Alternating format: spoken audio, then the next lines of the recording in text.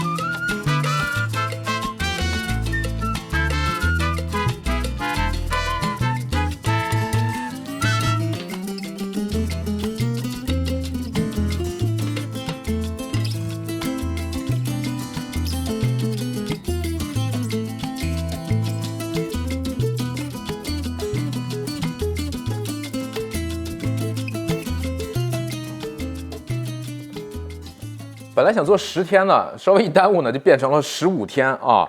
那么先说一下这块干熟成的，干熟成这一块呢，因为表面干化了，所以我把它这个上面一些硬壳的地方给它切掉了。切掉了以后，切的时候我发现呢，有的部位因为它干化了以后，切起来非常像火腿。这块肉几乎没有那种水的感觉了。因为猪肉是比较水分比较多嘛，啊，没有了，干了，然后非常软了很多啊！这一下摁进去一个大窝儿，它不会回弹。闻起来呢，因为挨着那个旁边那一块带这个香茅的，有一点这个香草的味道，就是清香的味道。但是呢你找这个干化地方闻，会有那种火腿那个发酵味道。这个呢，因为外面被油盖住了吧哈，所以它表面还是有点水的感觉，就是水分脱的比较少啊，横截面会大一些，一样非常的软，闻起来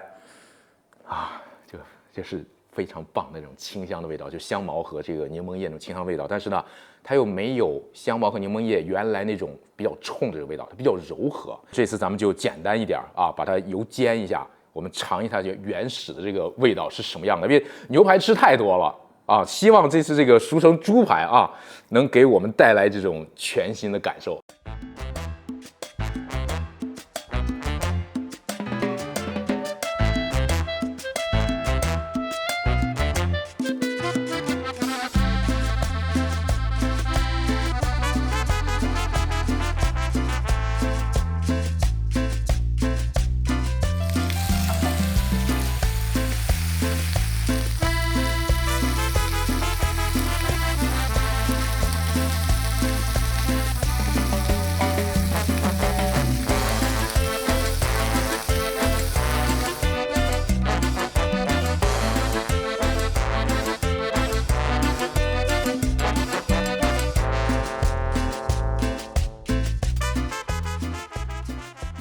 眼尖的小伙伴们现在应该发现了，少了一块是吧？本来应该是7块的，少了一个，因为干熟了，我刚才已经尝了一个了啊，味道非常的不错啊。给大家再尝一块干熟的啊，主要是突出一下这个，描述一下这个猪排大概是一个什么样的味道。大家看我现在这个表情就知道这东西差不了是吧？哎，普通干熟的啊，中心温度做到65度，安全啊，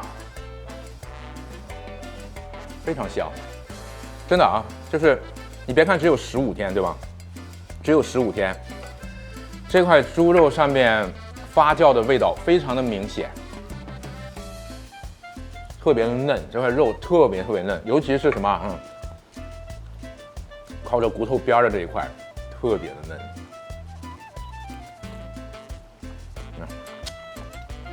太棒了！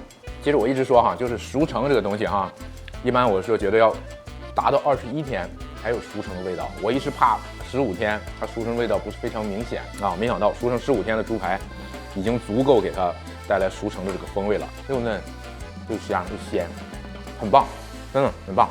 不用刀叉了，我们还是老规矩啊。这是我刚才切了一块拍特写用的，这个就是香茅的那块了啊。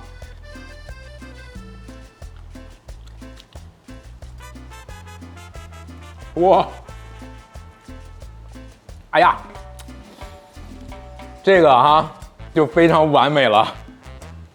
香茅柠檬叶这个香气带着一点什么有点麻麻的，有点像花椒那个麻麻的那个感觉有点麻嘴的那个感觉，然后带着熟成的香气，你敢信？对，我头一次吃猪肉，我觉得它鲜，你知道吗？头一次吃猪肉，会觉得它有这种鲜味儿，很棒。好了，那接下来呢，我们来总结一下首先说，用这种大块的猪排做熟成的方式呢，可行，而且我说实话，个人表示。推荐大家有条件的话，可以在家尝试一下，尝一下这个熟成猪肉它一个独特的这种味道这种香气。